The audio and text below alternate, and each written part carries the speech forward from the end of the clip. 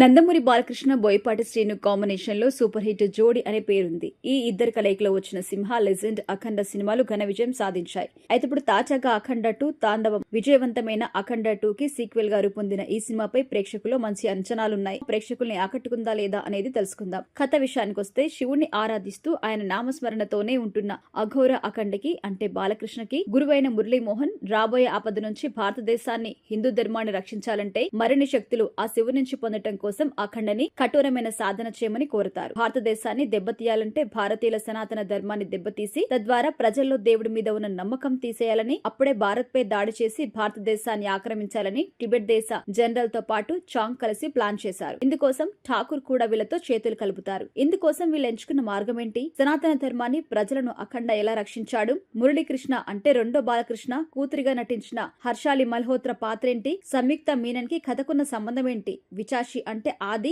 అఖండల మధ్య జరిగిన యుద్ధం ఏంటి? చివరికి ఏం జరిగింది? అఖండ రూపంలో శివయ్య దేశాన్ని, ప్రజల్ని ఎలా రక్షించాడు అనేదే మిగిలిన స్టోరీ. విశ్లేషణ విషయానికొస్తే అఖండకి కొనసాగింపుగా దర్శకుడు బోయపాటి శ్రీను ఈ కథ అల్లారు. సనాతన ధర్మం, పయోవార్, దైవత్వం ఇలా అన్ని కోణాల్లో ఆసక్తికరమైన సన్నివేశాలతో ఒక కమర్షియల్ సినిమాను కావాల్సిన హంగులి సమకూర్చారు. ముఖ్యంగా ఎక్కడా కూడా సినిమాపై ఆసక్తి తగ్గకుండా ప్రేక్షకులకి, బాలకృష్ణ ఫ్యాన్స్ కి హై ఇచ్చే సన్నివేశాలు రాసుకున్నారు. తొలి భాగంలో మురళీకృష్ణ అంటే చిన్న బాలకృష్ణపై యాక్షన్ సన్నివేశాలు, అఖండ సనాతన ధర్మం గురించి చెప్పే సీన్స్ ఆసక్తిని పెంచేస్తాయి. ముఖ్యంగా ఇంటర్వెల్ బ్యాంగ్ లో వచ్చే యాక్షన్ సన్నివేశాలు ఎంతో పవర్ఫుల్ గా ఉంటాయి. ఇక సెకండ్ హాఫ్ సినిమాకి కీలకం. ప్రతి సన్నివేశం ఆడియన్స్ ని మెస్మరైజ్ చేసేలా ఉంటుంది. యాక్షన్ సన్నివేశాల విషయంలో లాజిక్లు పట్టించుకోకపోతే అవి అతిశయంగా అనిపించినా వాటిని డిజైన్ చేసిన విధానం అందరినీ అబ్బురపరుస్తుంది. సెకండ్ హాఫ్ కొంచెం నిడివి ఎక్కువగా అనిపించినా కూడా ఎక్కడా బోర్ కొట్టదు. అయితే ఆయన ప్రజెంట్ చేసిన తీరైతే చాలా బాగుంది బోయపాటి శ్రీను. సినిమాలో ఇంటర్వెల్ తో పాటు పతాక సన్నివేశాలు కూడా హైలైట్. నటినట్ల పనితీరు విషయానికొస్తే అఖండగా బాలకృష్ణ నటన